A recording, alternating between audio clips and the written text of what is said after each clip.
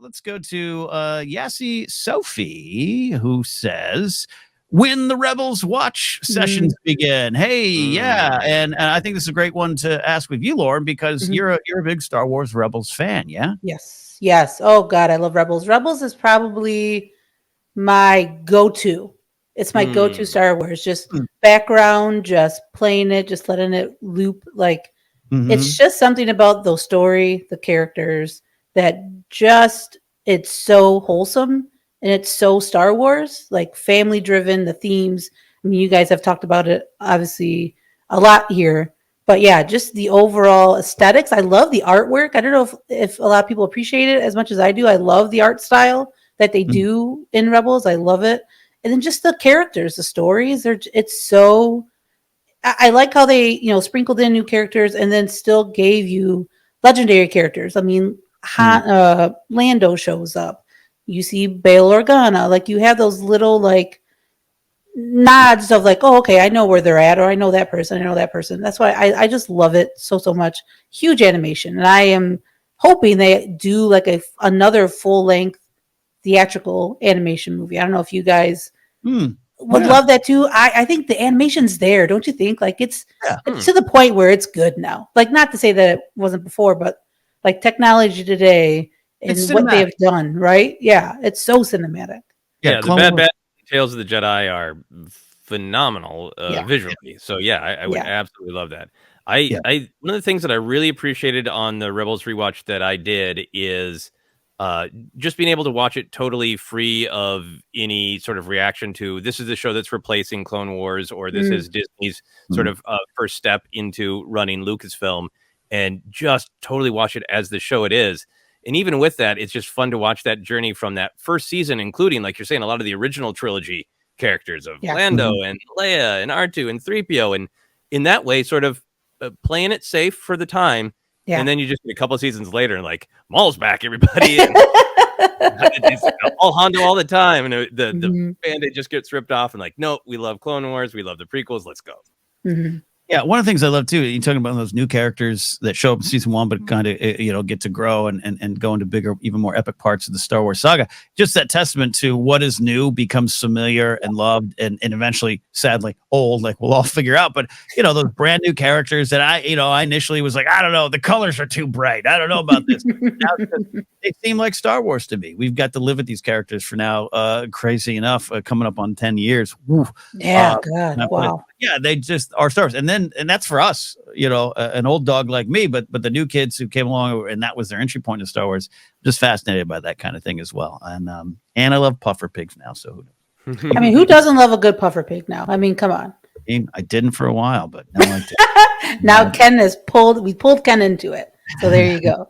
That's a big win for us. And speaking of formerly, it jumps on me sometimes.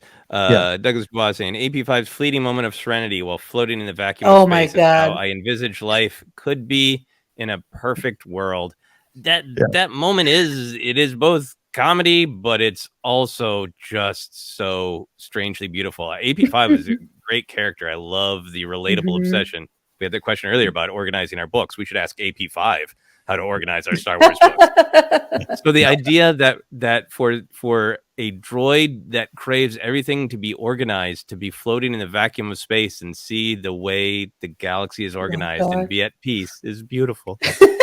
That's one of my favorite moments. I mean, it's not like I'm not being ironic about it either. Like it is one of my favorite moments because it is one of those like it's comical, like you're saying, Joseph, but then it is almost like, wow, just he's in space floating, like just embracing his like what his life is going to be now, and these beautiful creatures are flying around him, and then he gets so sad when he gets picked up, and it's just like, oh, AP. I hope we see him in live action. That would be a really fun little Easter egg, I think, for us fans for sure, especially Rebels fans.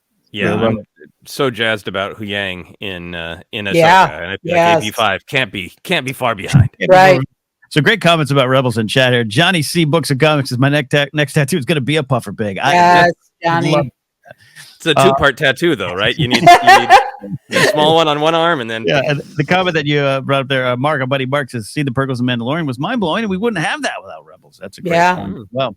That's a really good point. Regarding the movie talk there, PLD says, I think it'd be cool to get a Disney Plus animated movie where we could look at something that might not require a series, but might not get a theatrical release. I think that's more possible now than ever. Who knows? And yes, there's obviously some business going on in Hollywood that we have to sort out here in the world. But I think I've said this before, but I don't know what the status of it is, but there's that animated War of the Rohirrim, Lord of the Rings movie that is in the Jackson kind of timeline, so to speak. I'm very excited to see that, and I'm sure it will be gorgeous. The Clone Wars season 7 alone. How many times have people on podcasts, us included, say it's just so cinematic? It is, and it's gorgeous, and it would work. And I think whether we see it in theaters or in our home theaters, I'd be excited for that. Yeah.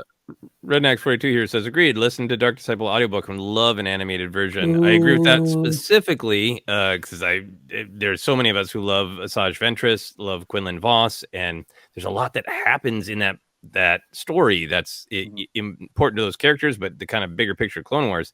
I would love to see Tales of the Jedi expand out to like what are one-off 90-minute to 2-hour stories that are kind of begging to be finished, like Dark Disciple.